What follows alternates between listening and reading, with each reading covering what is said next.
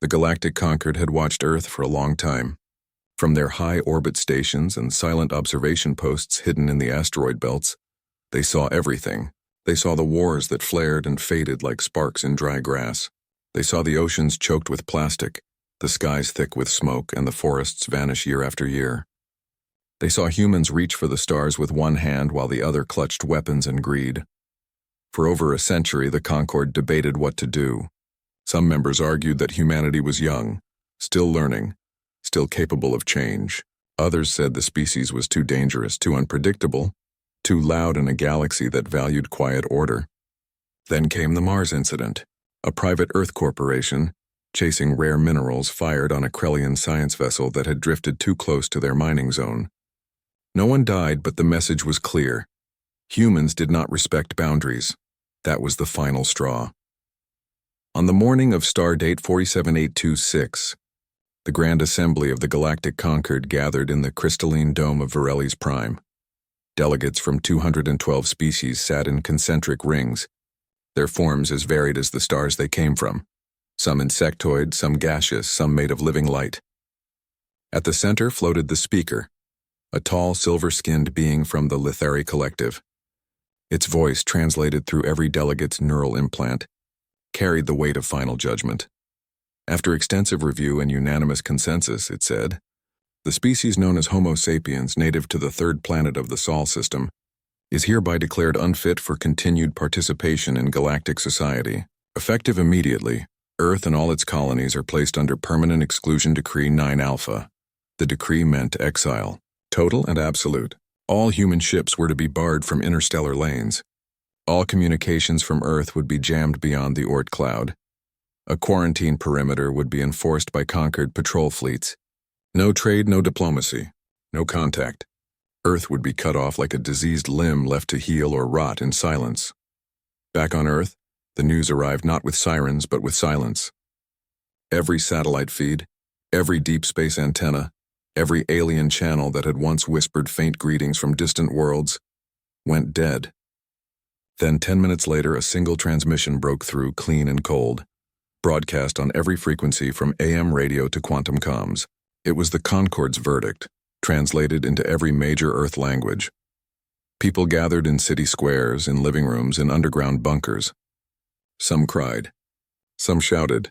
Some just stared at the sky as if it had betrayed them. Governments scrambled. Emergency sessions were called in Washington, Beijing, Moscow, Nairobi, and Buenos Aires. The United Nations convened an emergency summit, but before they could draft a response, the Concord's enforcement fleet appeared on long-range radar, dozens of sleek, obsidian vessels forming a ring around the solar system's edge. But not everyone on Earth was waiting for politicians to speak. In a small apartment in Houston, Daniel Carter sat on his couch, a half-empty coffee mug in his hand. He was 34, lean, with tired eyes and grease under his fingernails from a late-night shift at the orbital maintenance depot. He had spent the last decade fixing broken thrusters on cargo shuttles, dreaming of something bigger. Now, as the Concord's message repeated on his wall screen, he didn't feel anger. He felt clarity. "They think we'll beg," he muttered to no one. "They think we'll sit here and wait to be locked in."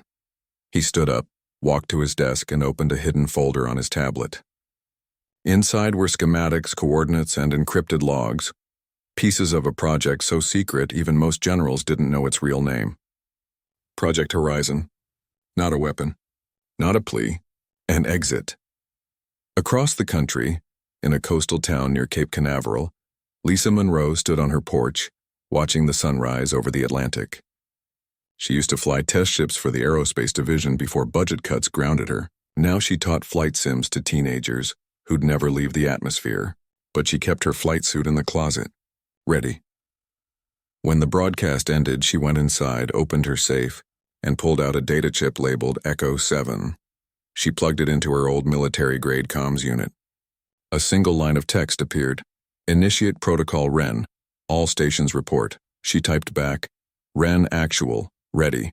In Geneva, Dr. Paul Hayes stared at his reflection in a darkened lab window. He had spent 20 years studying cosmic anomalies, searching for stable wormholes, pathways through folded space. His research had been dismissed as fringe science until now. His phone buzzed. A message from an old friend in the lunar shipyards. They're moving the cores. You in? Paul didn't hesitate. Tell them I'm already on the shuttle. Captain Nora Ellis stood on the command deck of the orbital defense platform, Aegis 3SEO. Officially, she was monitoring conquered ship movements. Unofficially, she was erasing logs, rerouting power, and clearing docking bays for ships that didn't exist on any registry. Her crew, hand-picked, loyal, and tired of being treated like children by alien overlords, worked in silence.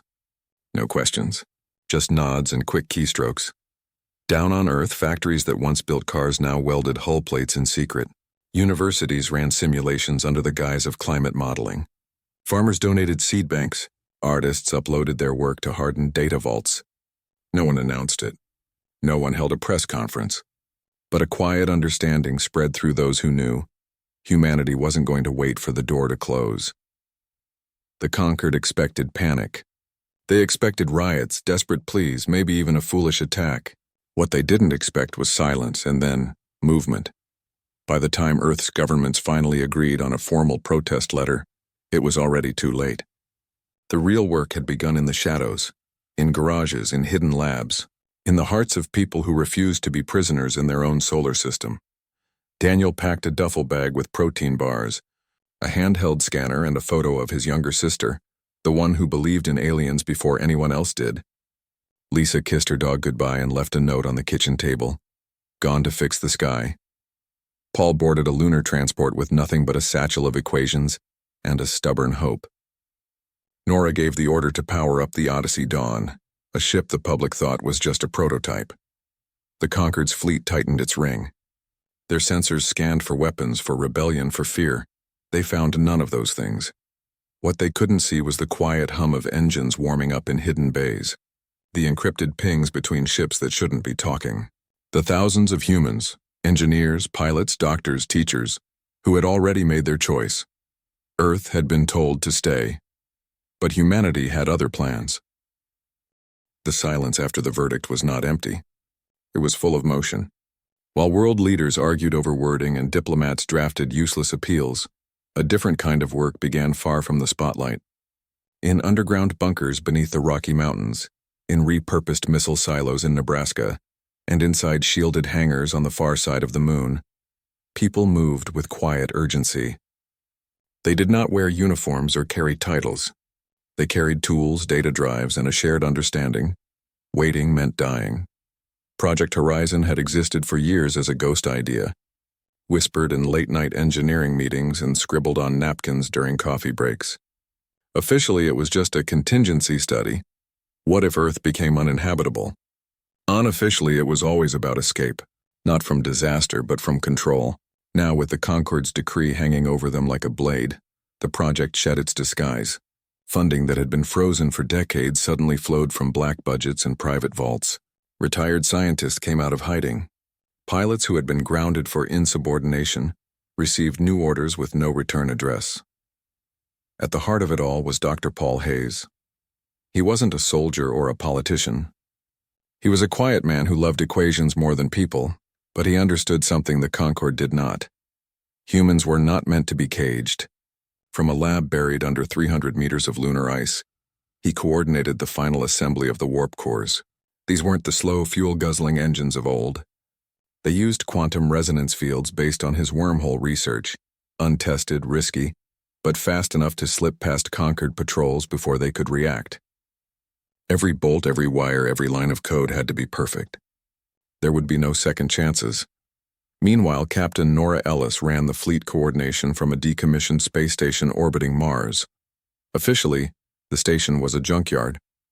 Unofficially, it was the nerve center of the Exodus. She had handpicked her team from every branch of Earth's space programs, people who knew how to keep secrets and fix impossible problems. Her second-in-command, a former cargo pilot named Ray, handled logistics. He tracked every gram of food, every liter of water, every spare oxygen filter. "We're not just leaving," he told new recruits. "We're building a new world on the fly. No room for waste." On Earth, Lisa Monroe worked with botanists and engineers to design closed-loop life support systems. They grew algae in rotating tubes, tested soil mixes made from asteroid dust, and packed seed vaults with enough genetic diversity to restart agriculture on a barren rock. Lisa wasn't just thinking about survival.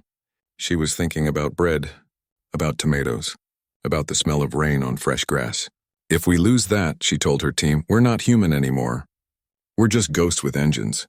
Daniel Carter was in the Antarctic shipyard, one of the most secret places on Earth. Hidden under a glacier, the facility housed the New Haven, the largest of the Exodus ships. It wasn't built for war. It was built for life. Classrooms, medical bays, hydroponic farms, even a small theater, all packed into a vessel the size of a city block. Daniel spent his days crawling through maintenance tunnels, checking welds, rerouting power lines, and teaching volunteers how to repair a failing reactor with duct tape and hope. He didn't sleep much. When he did, he dreamed of open space. Recruitment was done through trusted networks. No public calls. No broadcasts. Just a quiet word, a coded message, a handshake in a crowded market. Volunteers weren't chosen by rank or fame. They were chosen by skill and spirit. A teenage coder from Lagos who could hack alien encryption. A nurse from Jakarta who had delivered babies in war zones. A mechanic from Detroit who could rebuild an engine from scrap. Each person brought something the fleet would need. Knowledge, courage, or simply the will to keep going when things got dark. Training began immediately. Pilots practiced silent running, shutting down all emissions to drift like space junk. Engineers learned to jury-rig systems using parts from different ships. Medics studied cryostasis protocols, knowing some passengers would sleep for years. Everyone memorized emergency drills. Everyone knew the rules. No panic, no heroics, no looking back. The conquered watched from afar, confident in their blockade. Their sensors scanned for weapons, for large energy spikes, for signs of rebellion. They saw none. Earth appeared calm, too calm. But they missed the small things. The extra power draw from hidden facilities. The faint heat signatures from underground launches. The encrypted data bursts that lasted less than a second. They assumed humanity was broken. They didn't realize it was preparing. As the launch window neared, final preparations reached a fever pitch. Archives were uploaded. Books, music, films, recipes, children's drawings. Cultural DNA packed into hardened servers. Families said quiet goodbyes. Some left notes. Some left nothing at all. No one knew if they'd ever see Earth again, but no one hesitated. The alternative, living under a sky that had been declared off limits, was worse than death. Nora Ellis stood on the command deck of the Odyssey Dawn, the fleet's lead vessel. It was smaller than the New Haven, but faster, built for scouting and defense. She ran her hand over the ship's control panel, feeling the hum of life beneath her fingers. This wasn't just a machine. It was a promise. A promise that humanity would not be erased by a vote. Paul Hayes arrived from the moon on a stealth shuttle, carrying the final warp core schematics. He met Nora in the briefing room. No pleasantries, just a nod and a data chip. It'll hold, he said, for 6 jumps. Maybe 7 if we're careful. Lisa Monroe boarded the New Haven with her team, carrying crates of seeds and soil samples. She looked out the viewport at Earth, blue, beautiful, and already feeling like a memory. She didn't cry. She made a list in her head. Wheat, potatoes, strawberries. Things to grow when they found a new home. Daniel Carter did one last systems check on the New Haven's oxygen recyclers. He found a loose connection, fixed it, then sat for a moment in the empty corridor. He thought about his sister still on Earth, too young to be chosen for the Exodus. He hoped she'd understand. He hoped she'd be proud. The day before launch, all ships went dark. Power was drawn from hidden batteries. Communications ceased. Even the orbital debris trackers lost them. To the outside world, the Exodus fleet simply vanished. But inside the ship's hearts beat faster. Hands gripped armrests. Eyes stayed fixed on the stars. They were not running away. They were stepping forward. Into the unknown. With no map, no allies, and no guarantee of survival. But they had each other. And they had a choice the conquered never gave them. The right to decide their own fate. Humanity didn't wait to be told twice. They were already gone. The conquered enforcement fleet arrived in perfect formation. 37 vessels, sleek and black as void, slid into position beyond the orbit of Neptune. Their sensors swept the solar system with cold precision. They expected resistance. They expected last-minute pleas. What they found was silence. Earth's orbital stations were empty. The moon's surface showed no activity. Mars had been abandoned. Even the asteroid mining outposts had gone dark. The only signal came from a single broadcast repeating on all frequencies. "We heard you. We're gone." The conquered commander, a tall Zenthari named Vrel, frowned at the data stream.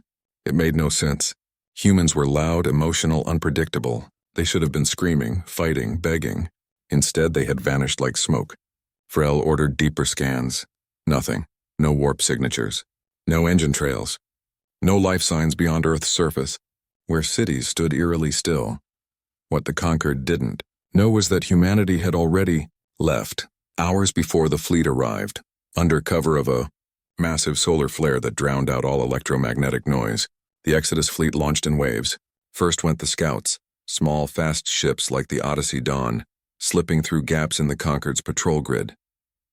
Then came the Arcs, New Haven, Vanguard, Pioneer's Hope, each carrying thousands of souls, their engines muffled by experimental dampeners designed by Paul Hayes. They didn't fly straight out. They used the gravity of Jupiter and Saturn to slingshot into the outer dark, then vanished into a fold in space near Neptune's shadow, a wormhole Hayes had discovered years ago and kept secret. Inside the Odyssey Dawn, Captain Nora Ellis gripped the armrests of her command chair. Her ship was the tip of the spear, the first to test the wormhole. If it collapsed, they would be lost forever. But there was no other way. The Conquered's blockade was too tight. "Brace for entry," she said. The stars outside stretched into lines. The ship groaned as space itself bent around them. For 13 seconds, everything went white. Then silence. Stars returned, but they were different, unfamiliar. They had crossed over. Behind them, the rest of the fleet followed one by one, each ship vanishing into the fold. On the New Haven, Lisa Monroe held onto a handrail as the artificial gravity flickered. Around her, children slept in cryopods, unaware they had just left their home behind forever. In the engine room, Daniel Carter watched the core readings with bated breath. The dampeners were holding. Barely. Back in the solar system, the Concord grew uneasy. Their long-range probes found nothing. No debris, no escape pods, just empty space. Vrel ordered a full sweep of the Oort cloud. Still nothing. It was as if humanity had simply blinked out of existence. On Earth, governments played their part. They broadcast the final message on loop. They left lights on in empty buildings. They parked drones in orbit to mimic normal traffic. It was all theater, but it worked. The Conquered believed Earth was still inhabited, just broken, quiet, and obedient. They never guessed the truth. The heart of humanity had already left the cage. Weeks passed. The Exodus fleet traveled through uncharted space, far from any known trade routes. They moved slowly, conserving power, staying dark. No comms, no active sensors. Just drifting, listening, watching. Then came the first real test. A Concorde patrol, chasing rumors of smugglers, stumbled upon the Vanguard near a dead star.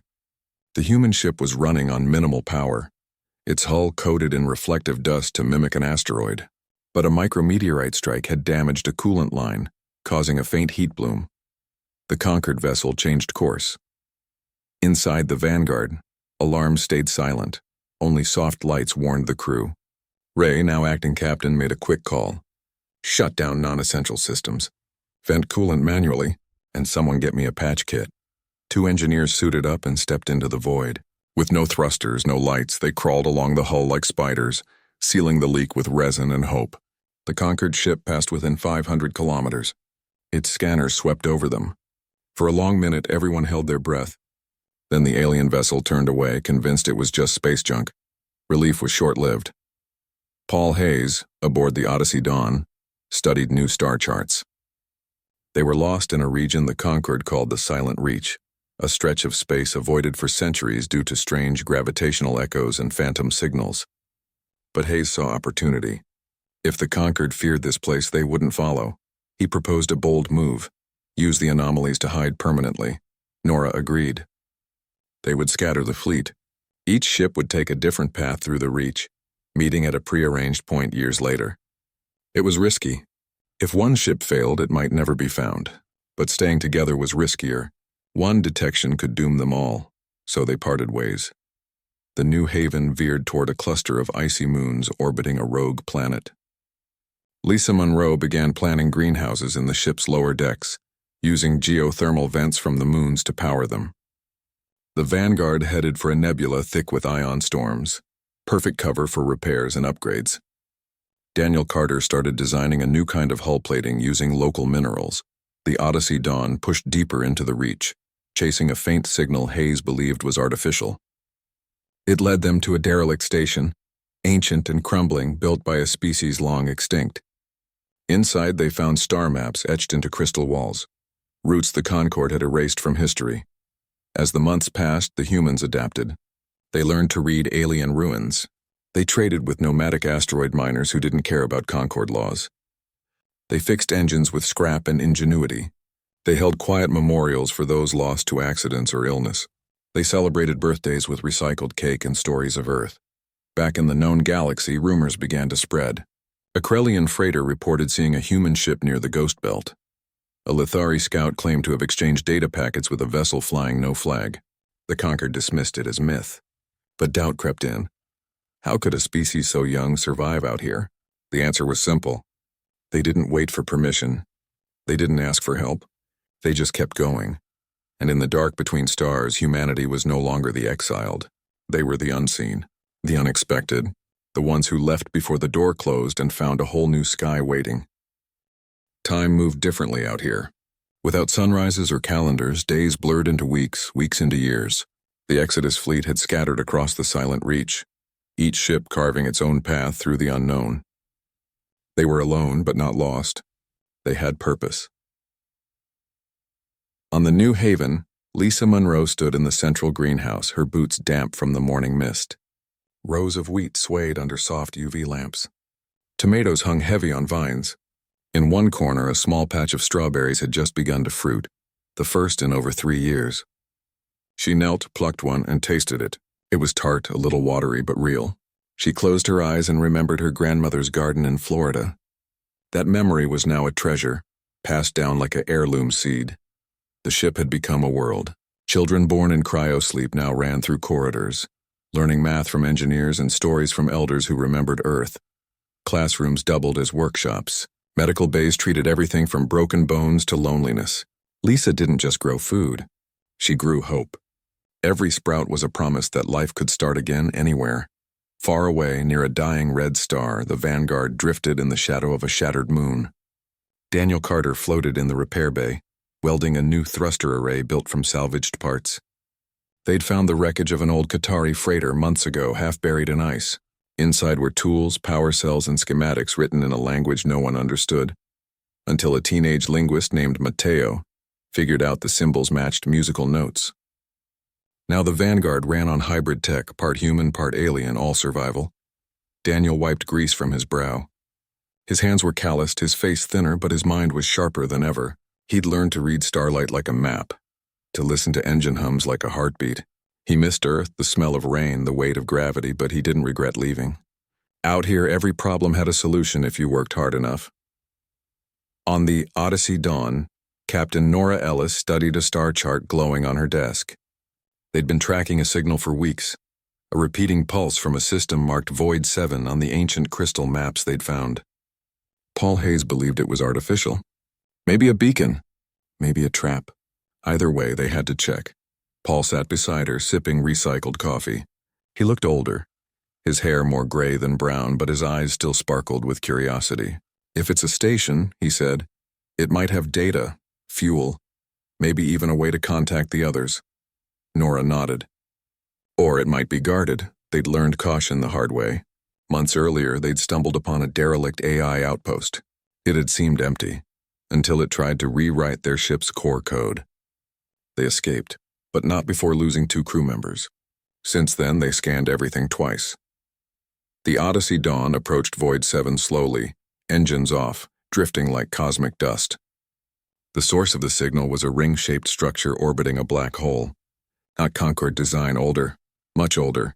Nora sent a probe. It returned with images of smooth metal walls covered in glowing glyphs. No weapons, no movement. Just silence and light. She made the call. Suit up. We're going in. Inside the ring, they found no aliens, no traps. Just archives. Vast libraries of knowledge stored in crystalline lattices. Paul's hands trembled as he interfaced his scanner. The data was immense. Star charts of uncharted galaxies, blueprints for zero-point energy cells, medical techniques that could heal radiation damage in hours. But the most important discovery was a network map, a web of hidden relay points used by ancient travelers to communicate across the galaxy without being traced. The Conquered didn't know about them. No one did. Back on the ship, Nora sent a coded pulse through the nearest relay. A simple message: we're alive. Meet at Echo Point. Weeks later, the signal reached the New Haven. Lisa saw it on her comm screen and cried for the first time in years. They weren't alone anymore. Reunions were quiet but powerful. The Vanguard arrived first, its hull patched with strange alloys. The Pioneer's Hope came next, carrying a new strain of algae that could clean toxic air in hours. When the ships docked, crews hugged without words. They shared food, stories, spare parts. They compared notes on alien ruins, strange signals, near misses with scavenger fleets. They also faced hard truths.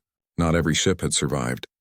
The Horizon's Call had vanished near a neutron star. The bright star was lost to a micrometeorite swarm. Grief was part of life now, but so was resilience. During the gathering, a Qatari scout vessel appeared on long-range sensors. The humans tensed, ready to scatter, but the Qatari didn't attack. Instead, it sent a hail in broken English. "You are the ones who left Earth?" Nora answered cautiously. "We are." The Qatari pilot, a young female named Lyra, explained she'd been tracking rumors of human ingenuity. Her clan lived on the fringes, ignored by the Conquered. She offered trade, medical supplies for human-engineered water purifiers. It was the first real contact since Exile. The deal went smoothly. Lyra stayed for 3 days, sharing stories of her people's own exile centuries ago. She left with purifiers and a data chip of Earth music. The humans got antibiotics and a warning. Conquered patrols were expanding their search. But something had changed. The humans were no longer hiding. They were connecting. Lisa started teaching Qatari children how to plant seeds. Daniel helped Lyra's engineers fix a failing reactor. Paul exchanged star maps with her navigator. Trust grew slowly like a seed in poor soil, but it grew. Word spread through the fringe systems. The exiled humans weren't raiders or beggars. They built. They shared. They fixed what was broken. Traders began seeking them out. Nomads left gifts at rendezvous points. Even a few disillusioned Conquered scientists sent anonymous data packets with updates on Earth. Now quiet, green, healing. Humanity hadn't conquered the stars. They'd joined them, not as conquerors but as neighbors. And in the heart of the silent reach, among forgotten ruins and new friendships, they realized something the Concord never understood.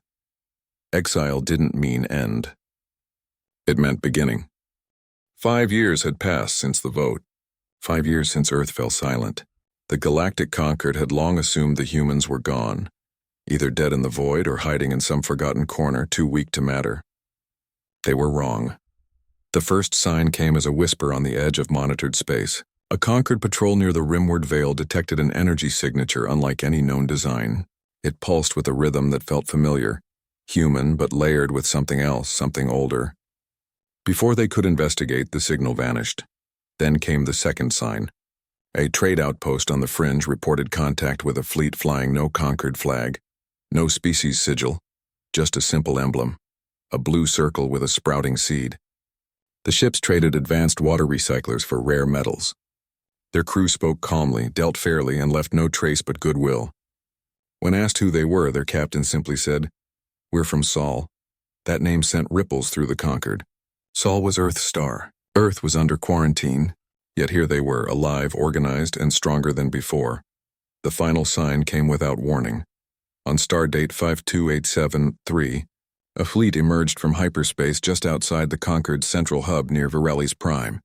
Not with weapons charged, not with shields raised, but with comms open and light steady. At its center flew a ship the Conquered had never seen. A sleek silver vessel with solar sails and hull plating woven from asteroid metal and alien alloys. Its name glowed softly on the registry. Odyssey Dawn. Captain Nora Ellis stood on the bridge, calm and clear-eyed. Beside her, Paul Hayes monitored sensor feeds. Behind them, Lisa Monroe and Daniel Carter watched from the observation deck, hearts pounding but faces still. They had rehearsed this moment 1,000 times, not as a threat, As a statement, Nora opened a channel. Her voice, steady and strong, carried across every Concord frequency. This is Captain Nora Ellis of the Free Colonies of Sol. We request audience with the Grand Assembly. Silence followed, then chaos. Alarms blared in council chambers. Delegates demanded defenses be raised. But the speaker of the Concord, the same silver-skinned Lithari who had announced the exile, raised a hand. Let them speak. The humans were escorted to the crystalline dome, not as prisoners but as guests. They walked in without armor, without weapons, dressed in simple uniforms stitched with patches from a dozen worlds. Nora carried a data crystal in her hand. When she stood before the assembly, she did not bow. She did not beg. She spoke plainly. You exiled a planet, she said. But you didn't exile an idea. You thought we were broken because we fought, because we made mistakes. But you never saw what we could become when left to grow on our own. She held up the crystal. This holds everything we've learned since you turned us away. Medical advances that cure radiation sickness. Engines that run on starlight. Farms that feed thousands on rocks and ice. We didn't come to fight. We came to share. A murmur spread through the chamber. Some delegates leaned forward. Others scowled. A Krellian elder who had once voted for exile looked down, ashamed. Then Nora added, Earth is healing. We left it in peace, but we are not Earth anymore. We are something new, and we ask only one thing, to be seen not as a threat but as equals. The speaker was silent for a long time. Then it spoke. Why should we trust you? Paul stepped forward. Because we had every reason to hate you. But we chose to build instead, Lisa added. We grew wheat in zero gravity. We taught children under alien stars. We helped strangers without asking for anything back. That's who we are now. Daniel simply said, we didn't wait for your permission to survive, but we're here asking for your respect. The debate lasted 3 days. Old fears clashed with new evidence. Younger species, those once deemed unstable themselves, argued fiercely for reconsideration. The Kitari delegation stood and declared, we have traded with them. They honor their word. In the end, the conquered did not lift the exile. Not fully. But they did something unexpected. They created a new status, observer partners. The free colonies of Sol could trade, travel, and communicate, but not join the conquered yet. It was a test, a chance, Nora accepted, not because it was enough, but because it was a start. As the human fleet prepared to leave, something strange happened. Delegates from a dozen species approached them, not with suspicion, but with questions. How did they grow food in deep space? Could they help repair a failing colony reactor? Would they share their star maps? Humanity had returned not with fire, but with knowledge. Not with demands, but with open hands. Back on Earth, the planet breathed easier. Forests spread where cities once stood. Rivers ran clear. The few who remained, those too old, too young, or too tied to home, watched the night sky and smiled. They knew their children were out there, not lost, but leading. And in the void between stars, the Exodus fleet turned toward new horizons. The New Haven carried seeds to a barren moon. The Vanguard helped a nomadic clan rebuild their ship. The Odyssey Dawn charted a course for a system no one had ever visited. They were no longer exiles. They were pioneers. The conquered had tried to erase them with a vote. But humanity had answered not with words, but with action. They left before the door closed. They built while others watched. And when they returned, they did not ask to be let back in. They showed the galaxy that they had already built their own door, and it was open to all who dared to dream.